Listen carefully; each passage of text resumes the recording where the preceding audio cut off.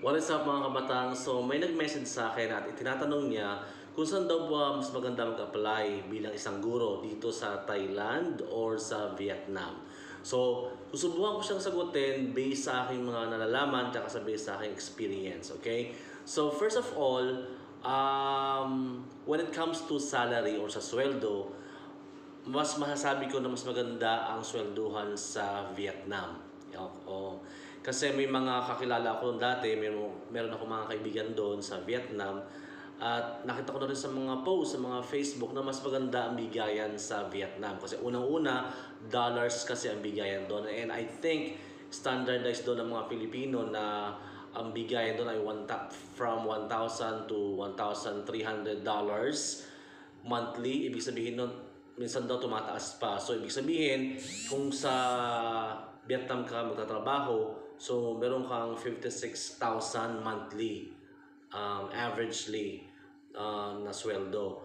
Kumbaga, mas malaki ang starting sweldo ng mga teachers sa Vietnam. Kasi dito sa Thailand, averagely, ang starting lamang dito ay naglalaro lamang sa 35,000 pesos. So, 35,000 pesos, minsan, as I said, average, minsan mababa pa dyan. Minsan, kasi merong mga 20,000 baht lamang, 18,000 baht lamang starting, depende sa school. And also, mas maganda rin sa Vietnam, sabi na aking mga kaibigan dati doon, most of schools daw doon ay nag-offer ng accommodation, minsan daw libre pa ang food, yung ganun. So, meron sa mga extra benefits. Unlike dito sa Thailand, hindi talaga lahat dito ay nagbibigay ng libreng accommodation, hindi din lahat nagbibigay ng free food.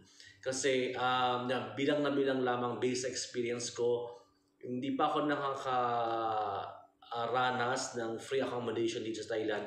Sa 5 taon ko dito, nakaranas ako pala one time, 1 year lamang sa isang private Catholic school. Yung libre ako ng accommodation, libre lahat as in. So yun, number one advantage yun, yung salary tsaka yung kanyang benefits. And pangalawa, and I think sa Vietnam kasi hindi pa masyadong saturated ng mga Filipinos. Kukunti pa yata ang mga Filipinos doon based sa aking observation tsaka sa mga Facebook pages o Facebook groups. Mas kukunti ang mga Pilipinos sa Vietnam kumpara sa Thailand. Kasi dito sa Thailand, masyado nang saturated from north to south, east to west ng Thailand. Sa anong sulok dito sa Thailand ay mayroong Filipino. Kaya minsan, nung simula nga ako dito, akala ko dito sa, dahil bundok, di ba, nasa bundok ako, parang bundok siya. Akala ko, ako lamang nag-iisang Pilipino dito. Yung pala ay marami din pala at hindi ko lang talaga alam. So, ano ibig sabihin nito? Mas maganda yung sa Vietnam kasi kukunti o hindi ganun ka-stiff ang competition. Unlike here, na meron pang ibang lahi kang kakalaban dito and then ang daming Pinoy. So, hindi lahat dito ay nakakakuha agad ng trabaho.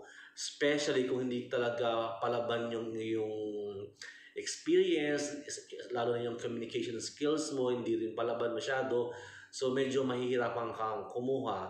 Although, makakakuha ka, kaya lang minsan mababa yung offer kasi sasabihin nila kasi ganito yung com skills mo, hindi masyadong or wala kang experience or hindi kasi education graduate or kasi wala kang experience pa sa Thailand. Yan. Pero ang maganda dito sa Thailand kasi mababa yung starting, yung starting, pero later on tumataas siya. Tatanungin mo between Vietnam and Thailand, kung ako ay nagsisimula pa lamang, mas pipiliin ko ang Vietnam. Actually, Vietnam talaga ang number 1 choice ko 5 years ago. Yan. For some reason, I don't know, biglang nagbago yung isip ko. So, dito ko lang sa Thailand, sinubukan magsimula. And then later on, nag-i-improve naman yung sweldo mo. Yeah. Unlike sa Vietnam, ang simula pa lang ng sweldo mo, mataas na. Okay? So, kung kayo ay may karagdagang katanungan or clarification, comment lang kayo sa baba. Okay? See you next time. See you here in Thailand. Bye-bye.